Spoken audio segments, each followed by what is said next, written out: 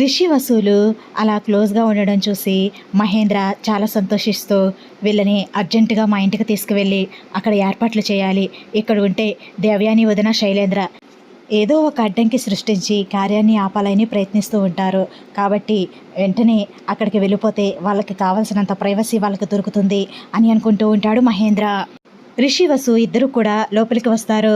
మహేంద్ర వాళ్ళ దగ్గరికి వచ్చి, నాన్న రిషి, మనం మన ఇంటికి వెళ్ళిపోదాం నాన్న అని అంటాడు. అంతలో శైలేంద్ర, దేవయాని, ఫణీంద్ర, ధరణి కూడా వస్తారు. ఏమైంది డాడ్, ఎందుకు ఇక్కడ బాగానే ఉంది కదా అని అంటాడు రిషి. అన్నయ్య వాళ్ళకి రాత్రే చెప్పాం కదా ఈరోజు వెళ్ళిపోతాము అని, పదండి నాన్న వెళ్ళిపోదాం అని అంటాడు మహేంద్ర. అవును సార్, మనం మన ఇంటికి వెళ్ళిపోదాం సార్ అని అంటుంది వస్తారా కూడా. సరే మీ ఇష్టం అని అంటాడు రిషి. శైలేంద్రని చూసి, అన్నయ్య ఏం చేయాలి, నా పరిస్థితి ఏంటి అని సైగ చేస్తూ ఉంటాడు. ఉండు, నువ్వేం కంగారు పడకు, నేనున్నాను కదా అని శైలేంద్ర కూడా సైగ చేస్తూ ఉంటాడు. పదండి సార్ మన ఇంటికి వెళ్దాం అని అంటుంది వస్తారా. పదండి, నడవండి వెళ్దాం అని అంటాడు రిషి తడబడుతూ. మన ఇంటికి వెళ్దాము అంటే ఎందుకు సార్ తడబడుతున్నారు అని అంటుంది వస్తారా కావాలనే. అమ్మో, మళ్ళీ వస్తారాకి అనుమానం వచ్చినట్టుంది అనుకుంటూ శైలేంద్ర, అది తడబాటు కాదు వస్తారా, ఆనందంతో అలా మాట్లాడుతున్నాడు అంతే, ఆనందం ఆనందం అంతే కదా రిషి అని అంటాడు కవర్ చేస్తూ శైలేంద్ర. అంతే అన్నయ్య అని అంటాడు రిషి కూడా. మహేంద్ర వస్తారా ముందు నడుస్తూ ఉంటారు. శైలేంద్ర, రిషి వెనకాల నడుస్తూ ఉంటారు. ఏంటన్నయ్య, నువ్వున్నావని ధైర్యంతో నటించడానికి ఒప్పుకున్నాను, ఇప్పుడు వేరే ఇంట్లో ఉండాలి అంటున్నారు. ఆ వస్తారాని చూస్తుంటేనే నాకు చాలా భయంగా ఉంటుందన్నయ్య అని అంటాడు రిషి. తమ్ముడు, మీ డాడ్ అంటే మా బాబాయ్కి నీ మీద ఏమాత్రం అనుమానం లేదు. ఇప్పుడు ఆ వస్తారాకి అనుమానం వచ్చిందనుకో, ఇంకేమీ లేదు, నువ్వు రంగావయ్య అని, రిషి సార్ కాదు అని నిరూపించేస్తుంది. మన ప్లాన్ ఫెయిల్ అవుతుంది. జాగ్రత్తగా ఉండు, అవస్థలకి ఏమాత్రం అనుమానం రాకుండా ఉండు అని అంటాడు శైలేంద్ర. అంటే ఏంటనయ్య, తాను ఏవేవో మాట్లాడుతుంది, నేను అలా మాట్లాడలేకపోతున్నాను, నా వల్ల కాదలా అని అంటాడు రిషి. తప్ప తమ్ముడు, నా కోసం కొన్ని రోజులు భరించు అని అంటాడు శైలేంద్ర. సరే అన్నయ్య, నీ కోసం భరిస్తాను, కానీ నాకు త్వరగా విడుదల వచ్చేటట్టు చేయన్నయ్య అక్కడి నుండి అని అంటాడు రిషి. సరే తమ్ముడు, నేను ఆలోచిస్తాను కదా అని అంటాడు శైలేంద్ర. ఏంటి సార్, మీరు శైలేంద్ర గారు ఏవో సీక్రెట్గా మాట్లాడుకుంటున్నారు అని అంటుంది వస్తారా రిషిని. అబ్బే, సీక్రెట్ ఏం కాదు వస్తారా, చాలా రోజుల తర్వాత రిషి ఇంటికి వచ్చాడు, ఆ బెంగ తీరకుండానే మళ్ళీ వెళ్ళిపోతున్నారు, అందుకే బాధతో మాట్లాడుతున్నాను రిషితో అని అంటాడు శైలేంద్ర. అవునా సార్, శైలేంద్ర సార్ అదే మాట్లాడుతున్నారా అని అంటుంది వస్తారా రిషిని. అదే మాట్లాడుతున్నాడు అన్నయ్య అని అంటాడు రిషి. మేమేమీ పరాయి దేశం ఏమి వెళ్ళట్లేదు కదా, మా ఇంటికే కదా, ఈ ఊర్లోనే ఉంటాం కదా, మీరు అంత బాధపడిపోవాల్సిన అవసరం ఏముంది అని అంటుంది వస్తారా. మాది అన్నదమ్ముల బంధం, నీకు అర్థం కాదులే వస్తారా, నేను కూడా రిషికి అదే చెప్తున్నాను, ఈ ఊర్లోనే ఉంటాం కదా, ఎప్పుడైనా కలుసుకోవచ్చు, రోజు కాలేజీలో కలుసుకుంటాము అని చెప్తున్నాను వస్తారా, అంతే కదా రిషి అని అంటాడు శైలేంద్ర. అవును, అదే చెప్తున్నాడు అన్నయ్య అని అంటాడు రిషి. నాకెందుకో మీ ఇద్దరిని చూస్తుంటే అనుమానంగా అనిపిస్తుంది అని అంటుంది వస్తారా శైలేంద్రని రిషిని. అలాంటి అనుమానాలేమీ పెట్టుకోకు వస్తారా, పద ఇంటికి వెళ్దాం అని అంటాడు రిషి. బ్రదర్ జాగ్రత్త బ్రదర్, ఆ వస్తారాకి అస్సలు అనుమానం రాకుండా చూసుకో అని అంటాడు శైలేంద్ర. సరే అన్నయ్య అని వాళ్ళందరికీ బాయ్ బాయ్ చెప్పేసి మహేంద్ర, రిషి, వసు వాళ్ళ ఇంటికి వెళ్ళిపోతారు. వస్తారా వంటగదిలో వంట చేస్తూ ఉంటుంది. మహేంద్ర బెడ్రూమ్ని నీట్గా అలంకరిస్తూ ఉంటాడు. రిషి వస్తాడు అంతలోకి. మహేంద్ర మాత్రం రిషి వచ్చింది గమనించుకోకుండా లలలా లలలా అని పాట పాడుకుంటూ పువ్వులతో బెడ్నంతా అలంకరిస్తూ ఉంటాడు. రిషి ఆశ్చర్యపోతూ, డాడ్ ఏం చేస్తున్నారు అని అంటాడు. మహేంద్ర రిషిని చూసి, రిషి నువ్వెప్పుడొచ్చావు అని అంటాడు. మీరు సంతోషంగా పాట పాడుకుంటూ బెడ్ని అలంకరిస్తున్నారు కదా, అప్పుడే వచ్చాను డాడ్ అని అంటాడు రిషి. అవునా, నేను గమనించలేదు రిషి అని అంటాడు మహేంద్ర. ఏంటి డాడ్, ఏంటి బెడ్ని ఇలా అందంగా అలంకరిస్తున్నారు అని అంటాడు రిషి.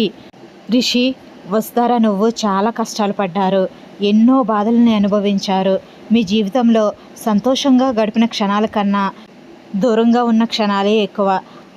అయినా ఒకరి కోసం ఒకరు ఆలోచించుకుంటూ ఒకరి కోసం ఒకరు బ్రతికారు. చివరికి కలుసుకున్నారు.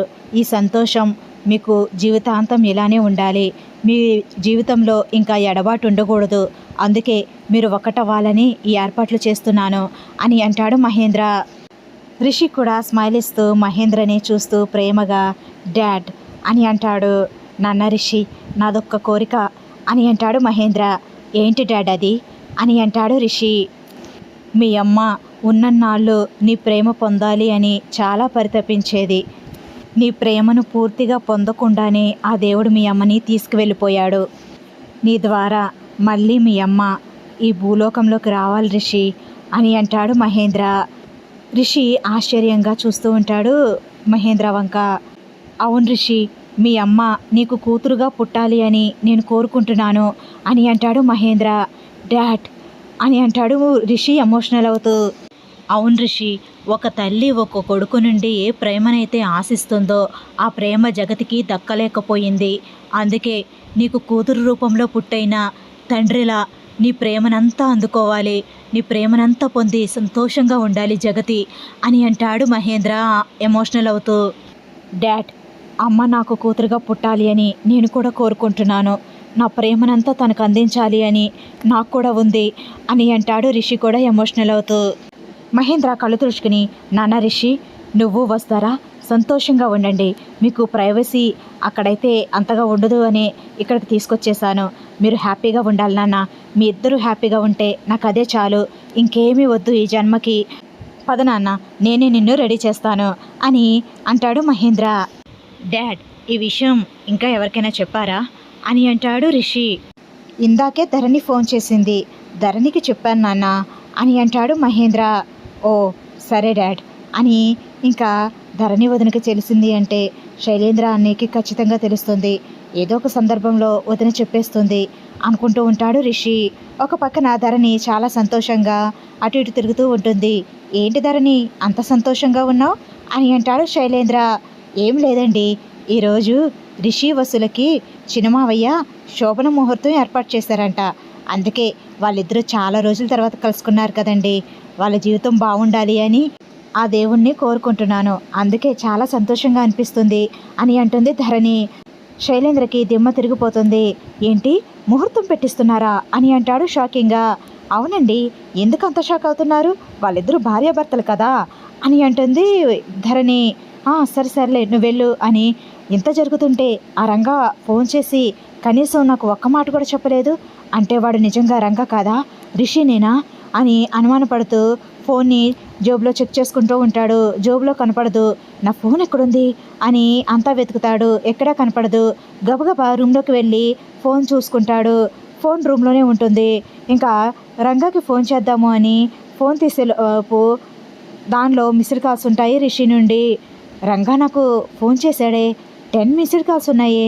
అయ్యో, నేనే అనవసరంగా అపార్థం చేసుకున్నాను రంగాని. వాడు రిషి కాదు, రంగానే.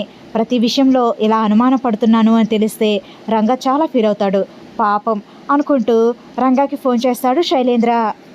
రిషి ఫోన్ లిఫ్ట్ చేసి, ఏంటనియా ఏం చేస్తున్నారు, ఫోన్ లిఫ్ట్ చేయరేంటి, ఎన్నిసార్లు ఫోన్ చేయాలి అని కోపంగా అడుగుతూ ఉంటాడు.